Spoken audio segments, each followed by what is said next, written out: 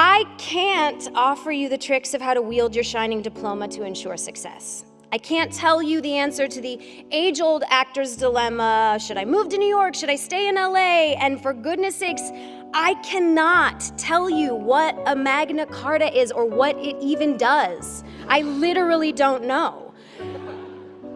I don't have to answer any of those questions, and let me tell you a secret, nobody has the answer to those questions. My sole trick to share with you is when you listen, when you really listen to people, when you listen as fiercely as you want to be heard, when you respect the idea that you are sharing the earth with other humans, when you lead with your nice foot forward, you'll win. Every time. It might not be today, it might not be tomorrow, but it comes back to you when you need it. We live in an age of instant gratification, right? Of immediate likes, and it is uncomfortable to have to wait to see the dividends of your kindness, but I promise you, it will appear exactly when you need it. It will appear at the precise moment when you pass gas in an elevator and everyone blames your husband instead of you. That is when the boomerang of kindness hits you back. It's also a very true story, numerous times over. Though it wouldn't be fair if I just waxed on about kindness and I didn't also include its inevitable downside. It's relevant to note that sometimes when you choose nice, it does come with a price tag. Being nice sometimes means avoiding the obvious joke. Like, for instance, I'm me, and I've chosen this path, this speech, to be nice at an institution like this. I am choosing not to reference Aunt Becky in any way, shape, or form. Thank you. In fact, I'm so nice, I'm not even going to mention my actual Aunt Becky for fear it is simply too close to the fire. And let me be real, removing those jokes is a bit of a sacrifice. But dare I say, prioritizing your emotional intelligence over your logical intelligence can at times feel like a compromise. But it does pay off. You were right, pay off. It was not the best choice of words for this particular point, but I'm not perfect. I'm not perfect, but I am trying. And you know what? I should have led with that. I am by no means perfect. I am also not telling you what to do. I mean, my second child is the result of unprotected makeup sex in a hot tub in the Hawaiian Islands. I am in no position to give advice. Hand to God. I can't do it. All I can do is share my experience with you. My husband always says, if you see someone who has what you want, ask them how they got it. Unfortunately, Beyonce has yet to reply to my email, so I don't have all the answers yet, but she will. Like, don't worry, she's definitely going to, so I'm pretty sure. I say this because if there is anything about my life that seems even slightly aspirational, hopefully some of this will be helpful to you. And if not, feel free to slowly pull the flask hiding in your underwear out and just have it. I'm not your mom, you know what I mean? If it's not hurting anyone, great, get yours. And you know what? Maybe share some with your neighbors. Now, the tricky thing about finding someone who has what you want is that you also have to know what you want, right? So that seems simple enough, but it's actually very hard because our brains are arrogant assholes. The brain thinks it's running the show, but the heart is secretly pulling the strings. It's very true. Our brains are the King Joffrey of our bodies, and our hearts are the Granny Tyrell, right? Very true. We think we know what we want, but we often have no idea what we need. And because of that, we often approach life with one goal, and we end up finding our real purpose along the way.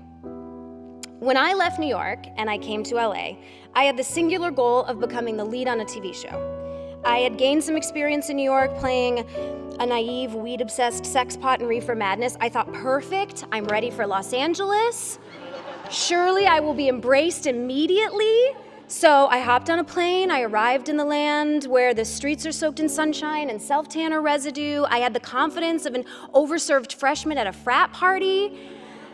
I was like, here I am. And I began the process of auditioning, which it's really just a condensed way to say driving back and forth to Santa Monica in rush hour traffic. But the feedback that I received was that I was always either too young, too old, too cute, too plain, too smart, too ditzy. It was as if Goldilocks were every casting director, and I just couldn't nail it. And eventually I started booking some co-star and guest star roles, but my coveted lead eluded me, and I would go to bed negotiating with the universe. I would say, okay, if I could just book the lead on CIS NCIS ER Miami, I promise I will decrease my carbon footprint by at least 6 in the next calendar year. So clearly, I know absolutely nothing about the measure of carbon. I find it almost as confusing as the concept of the Magna Carta. But then it happened. I was cast on Veronica Mars, which was my first show, and everything I ever wanted was in front of me. I was earning a real paycheck. I was the lead of a TV show. I owed the universe all my carbon. But once we started shooting, something very unexpected happened to me. Well, 2 unexpected things. The first was Ryan Hansen, who played Dick Casablancas. His hair. It was the exact, almost too accurate, too on-point shade of surfer blonde boy. It was like the kind that gives you PTSD from walking along Venice Beach, that you're just like, whoa. It was terrifying, and I loved it. The second was that, despite the recognition of my dream, I wasn't happy, like at all. My arrogant little asshole brain could not comprehend what was happening. I was like, how was this possible? This is what I wanted and what I needed, right? And yet I had it all, and I was lonelier than I had ever been. And it wasn't until the boy with the surfer hair invited me to his birthday party, after hours offset, away from work, that everything changed. He wasn't just inviting me to his birthday party. He was inviting me to his life party, to his community.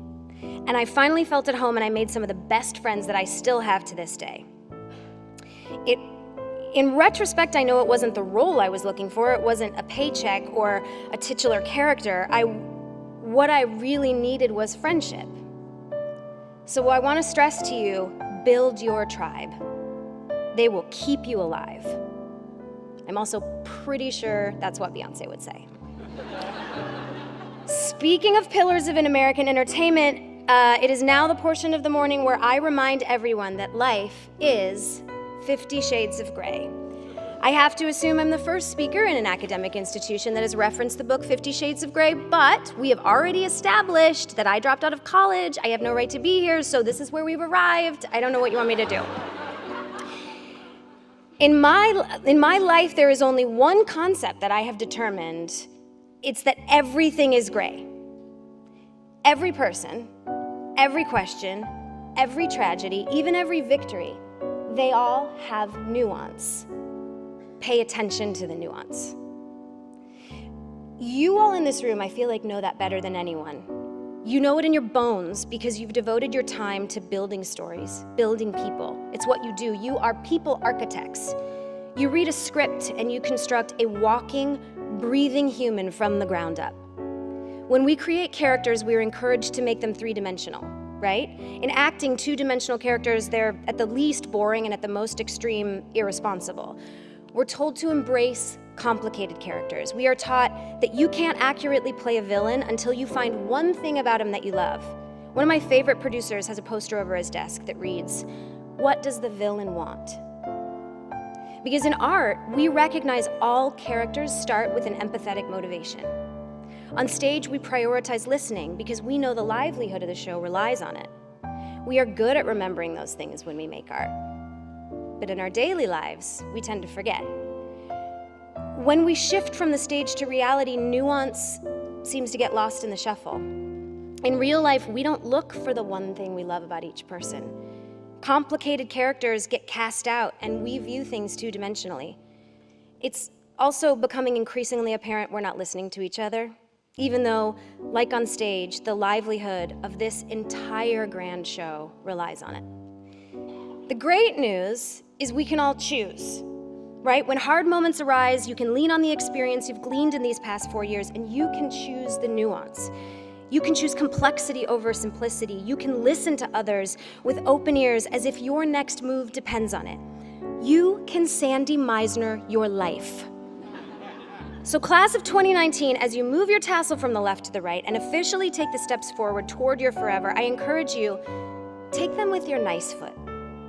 And if you take away one thing from this, remember what I said earlier. If it's not hurting anyone, great, get yours. And maybe share some with your neighbor. Thank you and congratulations.